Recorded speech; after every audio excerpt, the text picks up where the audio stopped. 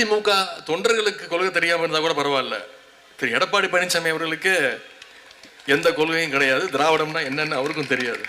ஏன்னா அவர் படித்தது ஒரே புக்கு நானும் தேடிட்டு இருக்கிறேன், இது வரைக்கும் எங்கேயுமே கிடைக்க மாட்டேங்குது. சேக்கிழார் எழுதின கம்பராமாயணம் மட்டும்தான். நாங்களும் புத்தக காட்சியாக தேடிட்டு இருக்கிறேன். கொள்கைகள் மட்டும் மறக்கல. அவருடைய தலைவரே யாருன்னு அவர் மறந்துருக்கிறார் பல நேரத்தில். சமீபத்தில் தொலைக்காட்சியில் பார்த்துருப்பீங்க, எம்ஜிஆர் சிலைக்கு மாலை போட்டுட்டு வெளில வந்து பேட்டி கொடுத்தார், அண்ணாவுக்கு மரியாதை செலுத்திட்டு வந்திருக்கிறேன் அப்படின்னு. அப்படிப்பட்ட தலைவர்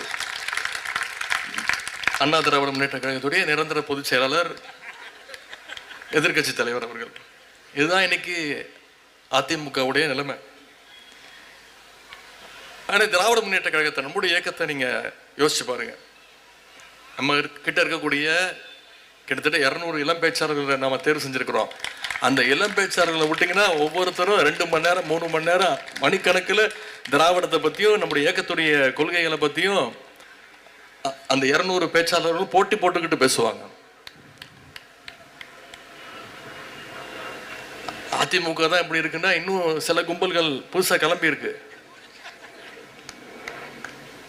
நாம என்னைக்கு அப்படி சொல்ல முடியாது. நம்ம அறிவு திருவிழா நடத்தி 4 நாளுக்கு அப்புறம் தான் அவங்களுக்கு தெரிஞ்சிருக்கு இப்படி ஒரு விழா நடக்குதுன்னு. என்ன கேட்குறாங்க, எப்படி நீங்க அறிவு திருவிழா நடத்தலாம், யாரை கேட்டு நடத்துனீங்க, எதுக்காக நடத்துனீங்க? அறிவு இருக்கிறவன் திருவிழா நடத்துறான்.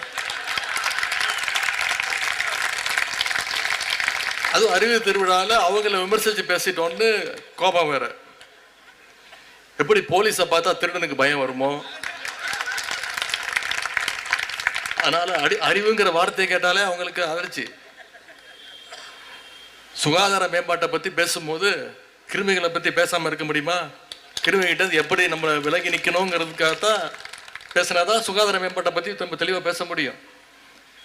அதுபோலத்தான் அறிவு திருவிழாவில் கொள்கைகளை பத்தி பேசும்போது கொள்கையற்ற கும்பலுடைய ஆபத்தை பற்றி இங்க பேசியவங்க சில பேர் சுட்டி காட்டியிருக்கிறாங்க. இதையெல்லாம் நம்ம பொருட்படுத்த வேண்டிய அவசியம் இல்லை. திராவிட முன்னேற்ற கழகம் என்பதே ஒரு அறிவு இயக்கம்.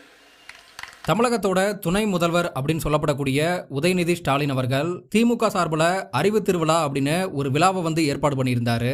இந்த விழாவில் பேசியிருந்த உதயநிதி ஸ்டாலின் அவர்கள் எடப்பாடி பழனிசாமி அவர்களை கிண்டலா விமர்சனம் பண்ணது மட்டுமல்லாம புதுசா ஒரு கூட்டம் கிளம்பியிருக்கு அப்படின்னு தாவேகா கட்சியை குறிப்பிட்டு அவங்களுக்கு அறிவே கிடையாது, இப்ப நாம நடத்துற அறிவு திருவிழாவை கூட 4வது நாளுக்கு அப்புறம் தான் அவங்களுக்கு ஒரு இப்படி விழாவே நடக்குது அப்படின்னு தெரியுது.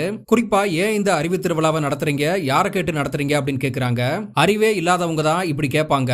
போலீஸை பார்த்தா எப்படி திருடனுக்கு பயம் வருமோ, அதே போல அறிவில்லாதவங்களுக்கு அறிவுள்ளவங்களை பார்த்தா பயமா தான் இருக்கும். இந்த அறிவு திருவிழாவில் நான் ஏன் அவங்கள பத்தி பேசுறேன்னா, சுகாதாரம் அப்படின்ற வார்த்தையை பேசும்போது கிருமி அப்படின்ற வார்த்தையை பத்தி பேசிதான் ஆக வேண்டியிருக்கு அப்படின்னு தாவேகா கட்சியை உதயநிதி ஸ்டாலின் அவர்கள் மறைமுகமா தாக்கி இருந்தாரு.